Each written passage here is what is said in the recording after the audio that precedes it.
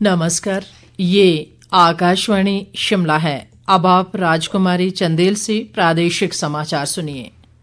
राज्यपाल शिव प्रताप शुक्ल ने कहा है कि अंतर्राज्य छात्र जीवन दर्शन जैसे कार्यक्रमों से देश के विभिन्न हिस्सों के युवाओं को एक दूसरे की संस्कृति समझने का मौका मिलता है।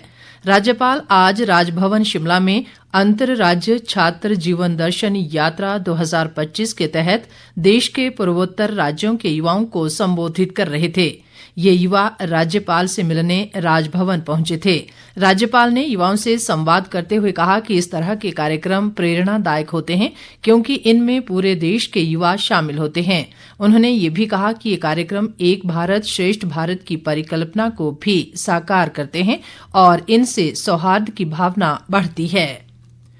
प्रदेश की जेलों में बंद कैदियों द्वारा हर हाथ काम योजना के तहत बनाए गए फर्नीचर, हैंडलूम और बेकरी उत्पादों की प्रदर्शनी आज से शिमला के गेयटी थिएटर में आरंभ हुई। इस प्रदर्शनी का पुलिस महानिदेशक जेल संजीव रंजन ओझा ने शुभारंभ किया।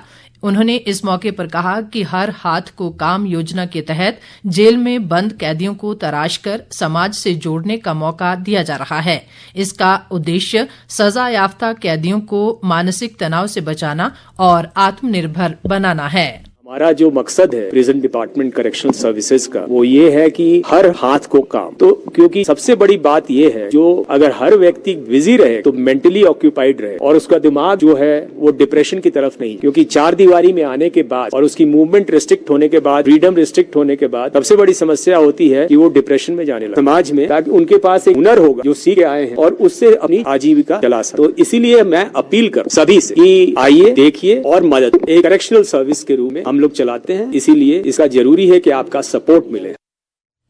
प्रदर्शनी में हिस्सा ले रहे बंदियों का कहना है कि हर हाथ को काम योजना के तहत उन्हें जेल में रहते हुए ही रोजगार मिल रहा है और वे अपने परिवारों का भरण पोषण कर पा रहे हैं। साथ ही उन्हें समाज से जुड़ने और अपनी गलती का एहसास करने का भी मौका मिल रहा है। सर प्रोडक्ट 4-5 सालों से जुड़े हैं सर इसमें। बाकी मैं ओपन एयर जेल में हूँ सर जी। बाकी अंदर हम सप्लाई करते बना के बनाते हैं, बेचते भी है सर। साथ में रिलैक्स होता है, हो जाता है, अच्छा महसूस होता है कि भाई हम काम अच्छा कर रहे हैं। चलो जो तो गलती हो गई है उसका तो ऐसा पश्चाताप भी कर रहे हैं सर। बाकी चलो ठीक सर, ऐसा भी हर वर्ग के काम तो करना ही पड़ेगा और पालन पोषण बाल बच्चे भी पालने ही पड़ेंगे। बाकी तो थोड़ा बहुत जो भी अभी चल रहा सर वो खर्चा चलता ही आ रहा है सर। अच्छी बात है, प्रशासन ने अच्छा काम दिया, हमारे प्रशासन ने अच्छा काम दिया जी। हमारे को काम, हमारा खर्चा भी अपना भी चल रहा, का भी चल रहा है, प्रशासन का भी धन्यवाद है। सीखा तो यहीं पे आके है, जेल पे आके, और ये सारा जितने भी प्रोडक्ट है, फर्नीचर है, इसको हम तैयार कर सकते हैं अपने आप, सारा सीख लिया जी सर। इसके लिए तो सर अपने ऊपर डिपेंड होता है ना जी। अगर अपना कैरेक्टर सही रखेंगे अंदर भी, तो आपको बाहर भी जाने देते हैं, छुट्टियां भी जाने देते हैं, सब कुछ हो जाता है सर। हमारे लिए तो फिलहाल यही काम है सर। बाहर जाकर महीने के 3-4 हज़ार कमा लेते। घर वालों की तरफ से भी अच्छा रिस्पॉन्स होता है जी, अपने बच्चों का भी खर्चा निकल जाता है। क्षेत्रीय अस्पताल सोलन में बीते लगभग एक सप्ताह से एक्सरे फिल्म खत्म हो जाने से मरीजों को परेशानियों का सामना करना पड़ रहा है। एक्सरे फिल्म न होने के कारण मरीजों को सिर्फ इसकी सॉफ्ट कॉपी दी जा रही है। अस्पताल के वरिष्ठ चिकित्सा अधीक्षक डॉक्टर MP सिंह ने कहा कि अस्पताल में एक्सरे फिल्म उपलब्ध करवाने की जिम्मेवारी एक निजी कंपनी कृष्णा लैब की है और उसे भविष्य में इस तरह की कोताही न बरतने के निर्देश दिए गए हैं। एक्सरे करने में हमारे यहाँ से कोई असुविधा नहीं है और उसकी रिपोर्ट भी दी जा रही है उनको, लेकिन हम यहाँ पे सॉफ्ट कॉपी में रिपोर्ट दे रहे हैं।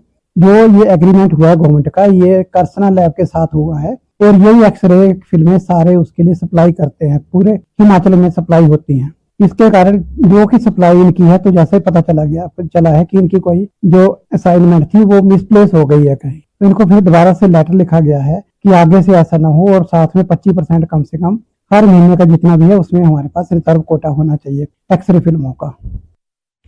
उत्तराखंड में चल रही राष्ट्रीय खेलों में मुक्केबाजी वर्ग में हिमाचल के 5 मुक्केबाजों ने सेमीफाइनल में प्रवेश कर लिया है। कल हुए मुकाबलों में पुरुष वर्ग के 75 किलोग्राम भार वर्ग में आशीष नेगी और 92 किलोग्राम भार वर्ग में चेतन ने मुकाबला जीतकर सेमीफाइनल में स्थान बना लिया है। महिलाओं में एकता और वीनाक्षी ने जीत हासिल की। इसके अलावा महिलाओं के 69 किलोग्राम भार वर्ग में मोनिका ने भी सेमीफाइनल में प्रवेश कर लिया है। इसके साथ ही ये समाचार बुलेटिन समाप्त हुआ। हमारा अगला बुलेटिन आप सुन सकते हैं शाम 6 बजे। नमस्कार।